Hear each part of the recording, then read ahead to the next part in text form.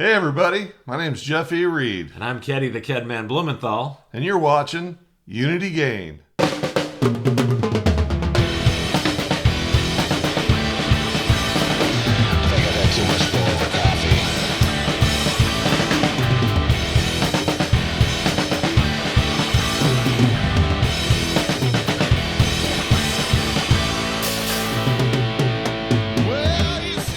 So tonight's episode is another throwback Facing the Crowd episode, and it's for a song called Praise God a Little Louder.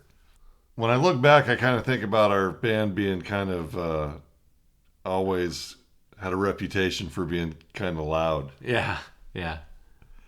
And this was our way of introducing ourselves to the audience in a way of saying being loud is not an accident. Right.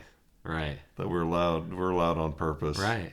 We had a sound man that we had gotten that was a friend of ours, and we talked him into being our sound man. His name's Craig Weinberg, and as soon as he started being our sound man, we sounded so much better because he's a very good sound man. I remember one time he was telling me that we kind of promote ourselves as being kind of edgy and loud. Yeah. And he said, and even though there's a few of our songs that are like that, most of our stuff is kind of mellow. Yeah. You know, Tom Petty and the Heartbreakers type. Bluesy. Bluesy, southern, rock and roll, but nothing hard. Guys in leather showing up to jump into the mosh pit are going to be very disappointed at our show. Right. So he said it would be better if we promoted ourselves as the mellow group and then have the heavy stuff be the surprise. Let it speak for itself. Yeah, when they show up to the show. Yeah, and he was probably right. Yeah. Because we never really did live up to that, I remember the headbanger thing. We never really lived up to that. Right. And then we just embraced what we sounded like naturally. Yeah. And like Craig said, let the other stuff speak for itself. So, yeah. And I think this song, aspects of it, reach into that genre of music. It's like it's real heavy at the beginning. Yeah. And it kind of has that real choppy, hard guitar. Yeah. Yeah. Yeah. And there's a lot of drum activity in this song. Yes. Lots of drum activity. It's not just your basic straight beat all the way through the song. Yeah, and there's not a lot of I think there's more melody now in this version. Yeah. Of the song than we had before. I agree. And I think that makes it better. Yeah. But the original just kind of didn't have much melody to it. It was mostly just weird time signatures and things like that. Right. But it was always a crowd pleaser. People liked it. Yeah. So instead of telling you everything about the song right now, let's take you on down to the studio, and we'll let you see for yourself in a segment we like to call Why It's Cool. That was good. I always like that, Yeah. All right, let's get into it. Oh, yeah. Nice. Love it. I think I've had too much pour over coffee. Go back and solo those Okay. timbales. I'm so glad we added the timbales, the bongos with the drums. Yeah. On the original recording, we didn't do that. All we did was we did bongos to timbales, and then I cascaded over to the toms and down to the floor tom. And that's how we did the introduction. So this was a little bit different. Right. I I remember in the studio because you were you had played it just so it would be there. Right, so we can have reference. Yeah. And you're like, we should leave that in. Yeah. It sounded really good when it was all together. Yeah.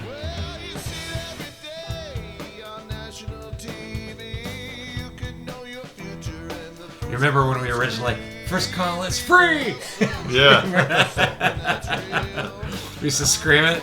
I thought about that too, and I thought, well, let's not do that. Let's not do that. Keyboards. The synthesizer, so cool.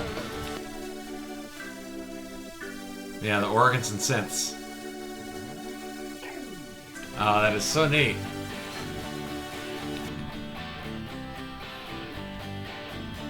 You have that acoustic in there, don't you? Yeah. Oh, that sounds great.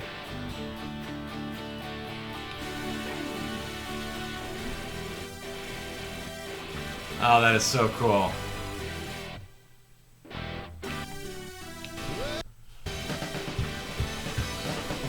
I was going to say that's where I changed the vocal melody a little bit to Yes. liven it up. You will be saved. Yeah.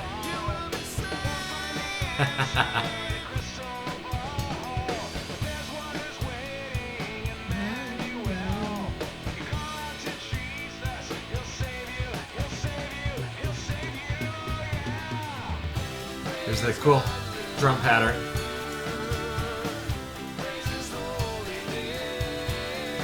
The harmonies are great. Harmonies, yeah.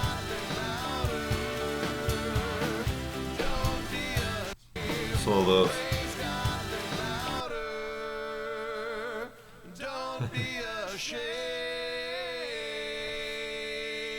To praise his name. Nice. That's so cool.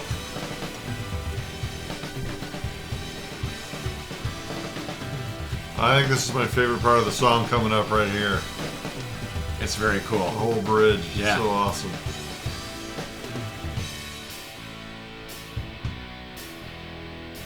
NBC bells. I love it.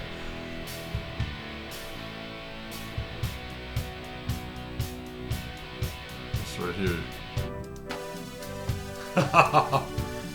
Through the Mellotron. I'm in a Mellotron mood lately. A synth? This takes me back to like Duran Duran era. Yes. Hungry like the wolf. Oh yeah.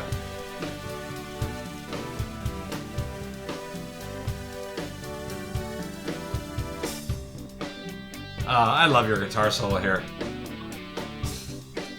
That organ, that pattern. It's fantastic, yeah. Really accents it. It's so cool.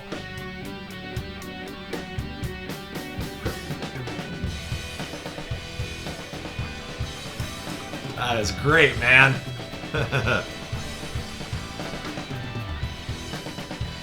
You mixed this really well. The distinction of everything is so audible. Thank you. All the drum fills, the little guitar parts.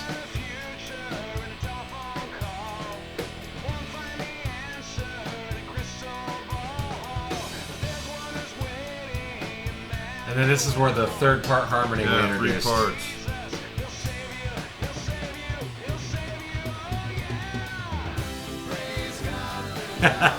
Along with that organ again. I love how we just keep building and building to the end, you know?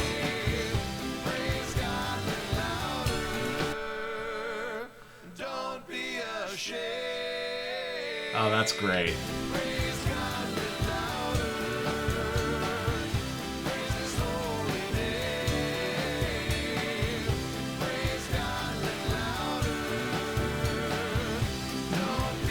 I just love this drum pattern.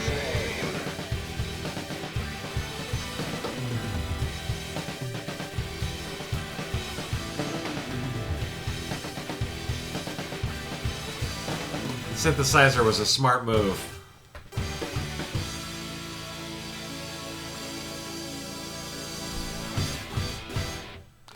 Nice. Yeah. So let's go back and I wanna explain how those drums work. Let's solo the drums during like the chorus. Let me explain how I did this drum part, and this is the thing that was so unique. Right, This is the weird time signature where you guys still play the 4/4 time, Right. and then I play this weird stuff. And what it is the band would play 4/4 time, and on the drums I would play anything in the group of 16 beats that would just equal 16. So in this instance, I play 1 2 3 4 5 1 2 3 4 5 1 2 3 1 2 3, and you add that together, and that's 16. So they're playing 1 2 3 4 2 2 3 4 3 2 3 4 4 2 3 4, and that's also 16. So every 16 count, the entire band comes back to the downbeat. And then it starts all over again. 1, 2, 3, 4, 5, 1, 2, 3, 4, 5. And we go through that next group of 16. And when 16 hits, the band comes together to the downbeat. And then I do it a little different at the end. So that's what this is. I'm going to show it to you, and I'll count it for a second and let you hear it. So, and this is on the course that we do this. So here it goes right here. 1, 2, 3, 4, 5, 1, 2, 3, 4, 5, 1, 2, 3, 1, 2, 3, 1, 2, 3, 4, 5, 1, 2, 3, 4, 5, 1, 2, 3. And then you go back into the 4/4 time. And it just comes back down to the downbeat. Yeah. And so every 16 counts, it's almost like the drummer catches up to the band, is what it sounds like. Yeah. And it's just a really unique thing. And that's what I learned from, everyone was listening to Mike Portnoy and Dream Theater, and I watched that Dream Theater video. And he explained how he did it, because it was so, no one could figure out how it was done, and it was like so simple. But the hardest part is, as a band, feeling comfortable with it to play it together. Yeah. So that's the whole part of it. So. All right. That's why it's cool. That is why it's cool. All right, back upstairs. All right. Well, that song is pretty awesome, and we had a lot of fun recording it, and I think it turned out a little better than the original. Yeah. Actually, it's quite a bit better than the original. Again, because of our studio magic. Yeah. I know when I sat down to sing the verses, I was like, I sang them the original way, and then I don't know, I just started maybe adding a little bit more, sliding notes around and stuff, and trying to get, and pretty soon I had that whole, what the verse is now. The new melody of it. Yeah, the whole melody changed, and really, I think it livens up the song pretty good. And it's really still the same. It feels like the same. It's just a little bit different. Yeah. It has the essence of the original one still. I think, it's got more personality to it. I think so. Yeah. I think so. Yeah. Yeah. Yeah, that's pretty cool. I remember, how we talk about how did we write these songs, how did we come up with them, and this is the one where you were saying you brought it to the practice, and here's this song, and I had just, at the time, this is the 90s, and Dream Theater, the band Dream Theater was really big, and Mike Portnoy, the drummer, phenomenal drummer, and he made a video on how to do different time signatures within a song, and this was the first song we did that. It's really neat, and it's a lot of fun, but we wanted to experiment and see if we could come up with that, and we ended up doing it, and it was really cool. And some other bands were like trying to figure it out, and they couldn't, and it was really neat. I was really proud of our band for figuring that out, because you guys had a hard time, because you're used to playing 4/4 time, and you did, but you're used to hearing me play 4/4 time, and I'm not. Yeah. So it was just bizarre. I remember feeling like Steve Martin in that movie, The Jerk. Trying to get that beat, But it only felt like that for a little while. After we learned the song, of course, we practiced like 6 hours a day. Yeah, ridiculous. But after we learned what it sounded like and where it was supposed to be, it was like it was second nature. I guess anything's like that, really. Yeah. If you just do it enough, you just becomes natural. But you know what's kind of sad to me is we never did another song like that. No. Well, you only have to do one, really. Yeah, I guess so.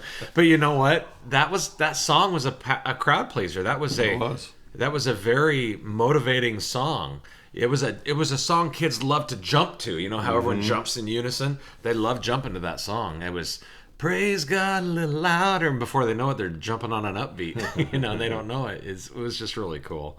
Yeah, that was a fun song. It was a lot of fun. I remember when we played at Jacoby Auditorium at the college, Umpqua Community College, and we opened for Jake. And they got that guy, his name was Kelly. He was the youth director at the Assembly of God Church in Hillcrest, and he wasn't going to be there much longer. He was leaving, but they got him to MC, and he got the crowd going because we opened for him. Yeah, I remember that. Yeah, and he's like, come on, let me hear it. There's about 250 people there, so. And come on, that's not enough. Let me hear it. And we had I remember this so vividly. We had the drapes closed, the curtain was closed, and we're ready. And we're hearing him, and he goes, "Are you guys ready? Are you ready? You know, ladies and gentlemen, face in the crowd." And as soon as he announces us, we started the beginning of the song that you hear on here. That started as the curtains were opening. So we weren't quite revealed yet. And as the curtains were opening, when they finally opened, we were at the downbeat. And it was like the introduction was just perfect. And that was so much fun. And yeah. That was an amazing show. Yeah. I was impressed that Jake was impressed with us. Yeah. Yeah.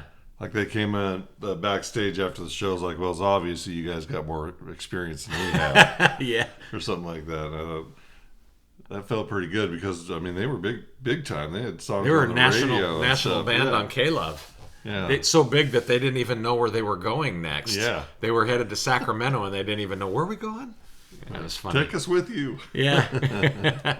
So if you're watching this video right now, that means the song "Praise God a Little Louder" is released and ready for download on all the streaming and download services. So do us a favor. Be sure to click that like button and hit that subscribe button. And if you're a first-time visitor to our channel, be sure to hit that bell so you'll be notified every time we upload a new video. And make sure to leave a comment, because when you do, we'll put your name in a hat and we have a drawing for some cool Unity Gain merchandise. And plus, we just love your comments. We really do. I want to give a shout out to a friend of mine that gave us a shout out on his YouTube channel. His name is Scott Wadsworth. He has a channel called Essential Craftsman. I've known this gentleman for about 15 years, and he's just a builder, and he just does really amazing work. And he's started a YouTube channel a few years ago, and how to build a house, and he films every step of the way. It's called Essential Craftsman. You guys should check it out. It's really, really cool. But we told him about the site. He made a comment, and we just happened to draw his name. Luck of the draw, and we drew his name. So we sent him a mug with some stickers and stuff, and he did a shout out to us on his video, and we've already had a handful of his viewers that have come and made comments at our page and like what they hear, they said. So I just want to throw it back to Scott and say thank you for doing that, because we're very much appreciative of that. And he's a talented guy. If you like building and construction, go check him out. It's pretty amazing. Also, we mentioned Craig Weinberg, who used to be our sound guy years ago when we played in Facing the Crowd. And he has a podcast called, what is it? whymillbank.com. I'll put it on the screen here. whymillbank.com. And it's all about music and stuff like that. So check that out. It's Craig Weinberg. That's his podcast. You might even find an episode of an interview with Jeff E. Reed. He interviewed Jeff here 6 months ago or something, and Jeff kind of gave the whole history of how he started and then the Face in the Crowd history, and talks about how we did what we did and he became a part of it. It's a very good interview, and check it out, whymillbank.com. And I'll put a link in the description. All right. Well, with that said, thank you for coming and hanging out with us, and don't forget to push record. See you guys.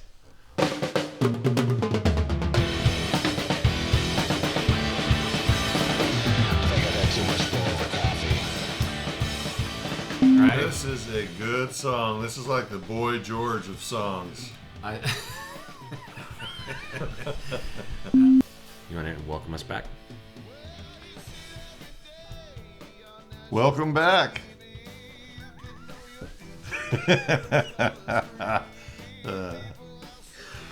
When I said, do you want to welcome us back? I don't know. I expected more. Welcome back.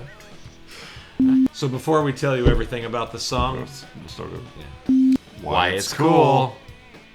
Do that again, only say segment. I missed it, yeah. So instead of telling you everything about the song right now, why is this stuff so difficult sometimes? Excellent. You're so good. You are the best. I learned so much from you. B-roll. Yeah.